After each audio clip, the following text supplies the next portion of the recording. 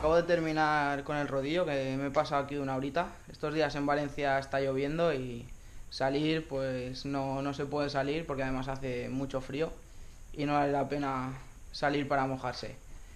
Hoy quería comentaros un problemita que he tenido con el Garmin a la hora de ponerlo en la potencia, que era mi idea. Si habéis visto alguna foto de las que subí estos días con el Garmin, estaba en el manillar. A un lado estaba la GoPro, al otro en el manillar.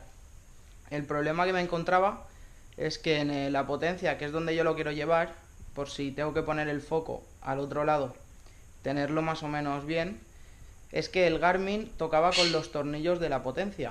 Entonces, con el adaptador chiquitito que lleva el Garmin, no podía ponerlo porque seguía tocando. Y con el adaptador este largo que trae, poniéndolo al revés, tampoco cabía porque la potencia, creo que la mía es de 80, tocaba con la barra de la suspensión.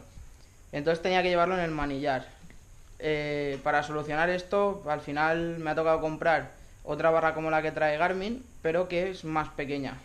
Al final me ha salido por 4 euros en AliExpress, que tampoco es nada del otro mundo, pero es una cosa a tener en cuenta si queréis llevarlo en la potencia que normalmente nos va a caber.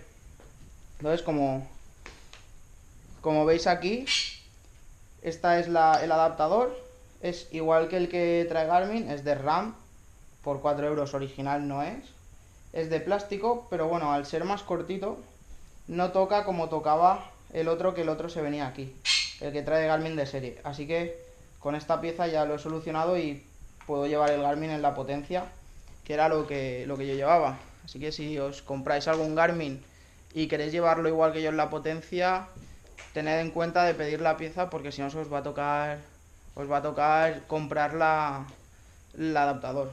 Lo que os comentaba antes es que esta potencia tiene el hueco, a ver, por aquí se verá mejor, tiene este hueco, entonces tocaba aquí con los tornillos estos. Al levantarlo ya no toca. Hay otras potencias que son más rectas que no tendréis ese problema. Así que ahí os dejo la solución que he encontrado yo, por si alguien quería instalarlo en la potencia y se ha encontrado el mismo problema.